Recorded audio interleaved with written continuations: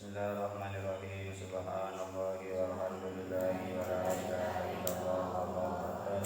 Wa la haula wa la quwwata illa billahil aliyyil azim. Adada kulli harfin kutiba illa kunna tayyibina abadal abidin. Wa sallallahu ala sayyidina Muhammadin wa ala alihi wa sahbihi wasallam. Raditu billahi rabban wa bil islami dinan wa bi Muhammadin nabiyyan wa rasulah. Rabbi israh li sadri wa yassir li amri wahlul 'uqdatam min lisani yafqahu qawli. Rabbi zidni ilma warzuqni fahma.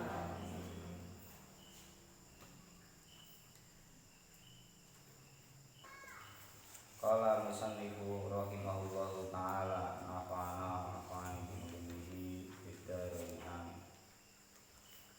Awal simak kembali. Bismillahirrahmanirrahim. Bismillahi, dengan menyebut nama Allah Ar-Rahmani yang maha memberi rahmat di dunia dan akhirat, Ar-Rahimi yang memberikan rahmat di akhirat saja. Alhamdulillah, bahwasanya segala puji kulillahi adalah kepunyaan Allah Rabbil Alamin yang mengurus seluruh alam. Wabihi, dan dengan Allah nasta'inu memohon pertolongan siapa kita ala umuri dunia atas beberapa perkara dunia, waddini dan agama. Wasalla, dan semoga memberi rahmat takdim siapa Allah wasallama, dan semoga memberikan kesejahteraan siapa Allah ala sayyidina atas Tuhan kita Muhammadin, rupanya Nabi Muhammad, khatamin nabiyina yang menjadi penutup para nabi. Wa alihi, dan semoga tetap atas keluarga Nabi, wa sahbihi, dan sahabat Nabi, ajma'ina halnya semuanya. La haula, tidak ada jenisnya kekuatan menyingkir dari maksiat iku mujud, wala quwata, dan tidak ada jenisnya kekuatan melakukan ibadah iku mujud, illa billahi, kecuali dengan pertolongan Allah al-aliyyi yang maha luhur, al-azimi yang maha agung. Dalam kitab ini bagi musannaf Syekh Salim bin Sumair mengawali dalam mengarang kitab dengan mengucapkan Bismillahirrahmanirrahim, itu dengan menyebut nama Allah, yaitu Zat yang memberikan rahmat di dunia dan akhirat, dan Zat yang memberikan rahmat di akhirat saja. Di sini lafaz Ar-Rahman Ar-Rahim dapat kita buktikan ketika Allah mempunyai sifat Ar-Rahman, yaitu Zat yang memberikan kasih sayang. Rahmat itu kasih sayang, kasih sayang di dunia dan akhirat. Allah memberikan rahmat di dunia dan akhirat, tidak pandang bulu, baik itu orang beriman, baik itu orang yang tidak beriman. Orang yang beriman ataupun orang yang tidak beriman, orang yang soleh ataupun orang yang ahli maksiat, sama-sama masih diberi rizki oleh Allah Subhanahu wa ta'ala. Ini namanya wujud kasih sayang Allah. Allah masih tetap memberi walaupun dia nanti. Artinya ketika dia sudah berjanji dalam Taurat, dikatakan ketika setelah disebut ruh, tanyakan alastu birabbikum, yang menjawab qalu bala syahidna. Tapi ketika lahir berbeda pula tingkah lakunya, kemudian dia bermaksiat kepada Allah, bahkan ada yang tidak beriman kepada Allah, akan tetapi Allah tetap masih memberikan rezeki, ini termasuk daripada rahmat Allah di dunia, kemudian di akhirat. Bagi orang yang beramal baik, beriman dan beramal baik, maka dia akan dibalas dengan kebaikan pula. Begitu juga ketika dia beramal kejelekan dan tidak beriman kepada Allah, maka di akhirat nanti dia juga Maka di situ ya, kemudian ada sifat Ar-Rahim. Inilah yang membedakan antara bagaimana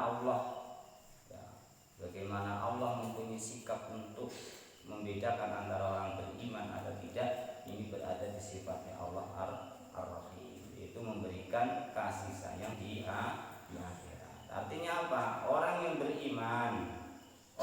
beriman maka dia akan dimasukkan ke surganya Allah Subhanahu wa ta'ala. Tapi orang yang tidak beriman kepada Allah, maka dia akan disiksa di dalam api neraka. Karena rahmat Allah serupanya Ar-Rahim, ini khusus untuk orang-orang yang beriman kepada Allah.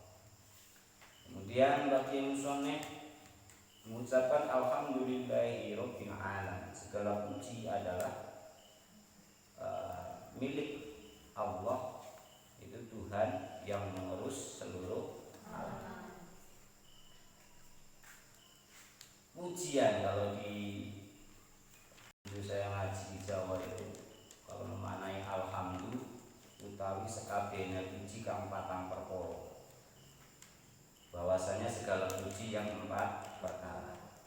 Pujian 4 perkara ini diterangkan oleh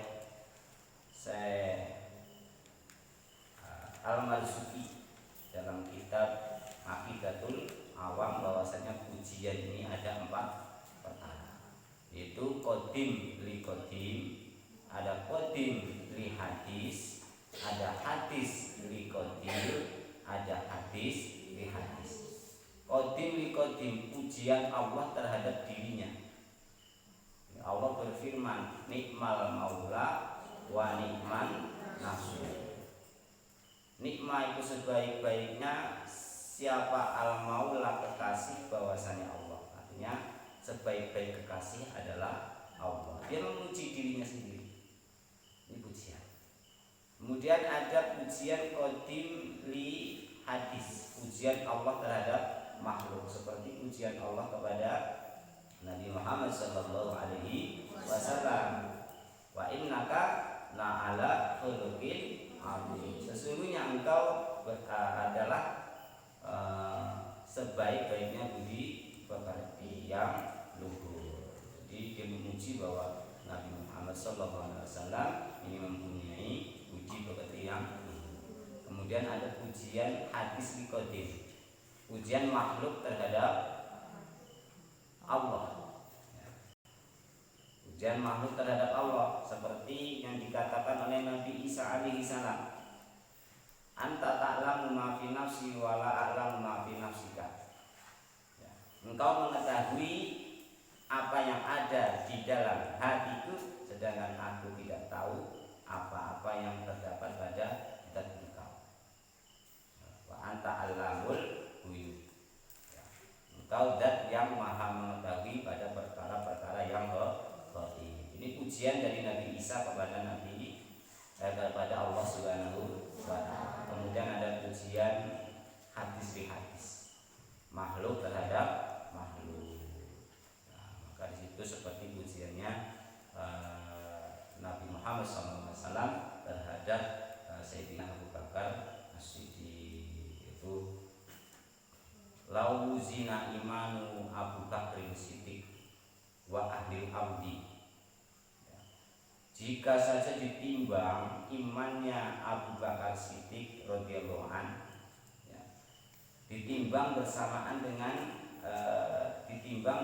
imannya ahli ardi, ahli bumi, yaitu umatnya Nabi, umatnya Nabi.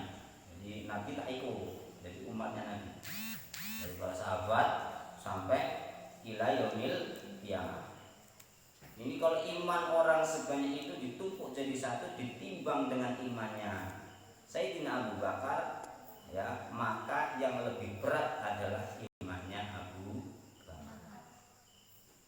Artinya tingkat ketinggian, kebesaran atau beratnya imannya Abu Bakar ini membandingi daripada iman orang seluruh umatnya Nabi sampai dari kiamat. Kemudian dikatakan, ya, Inna sifatal muhibbina, sesungguhnya sifatnya orang-orang yang mencintai ini ada salah sumiatin wasituna, ada 360 sifat. Orang kalau demen senang cinta ini ada 360 sifat, dan itu semua maujud ya pada Abu Bakar As-Siddiq, termasuk pujian daripada hadis pujian antara makhluk terhadap makhluk. Dan empat-empatnya ini sejatinya pujian ini adalah milik Allah Subhanahu wa ta'ala. Wa bihi nasta'inu ala umuri dunya waddin, dan kepada Allah lah kita memohon pertolongan atas apa-apa yang kita lakukan di dalam perkara dunia ataupun perkara agama. Jadi perkara dunia yang menolong adalah Allah, perkara akhirat yang menolong adalah Allah. Maka senantiasa kita mujahadah, ini tradisi yang memang sudah diamalkan oleh ulama-ulama terdahulu. Jadi kalau santri kok nggak mau mujahadah, ini ya waktu ya. Artinya santri itu harus mujahadah ya, sederajat sepakat semampunya. Kalian ngaji di Batam nggak bisa kayak di Jawa nanti, kecuali ketika kita sudah mapan, boleh kan ya, kita mujahadah seperti di Jawa, di pondok-pondok Jawa ya. Maka memohon kepada Allah, memohon perlindungan, memohon pertolongan kepada Allah ini adalah penting terutama bagi para penuntut ilmu. Ya sallallahu wasallam ala sayyidina Muhammadin khatamin nabiyyin, dan semoga Allah rahmat adim Allah yang tercurahkan kepada baginda Nabi Agung Muhammad sallallahu alaihi wasallam. Ini sholawat ini adalah suatu amal ibadah yang pahalanya besar tapi gampang.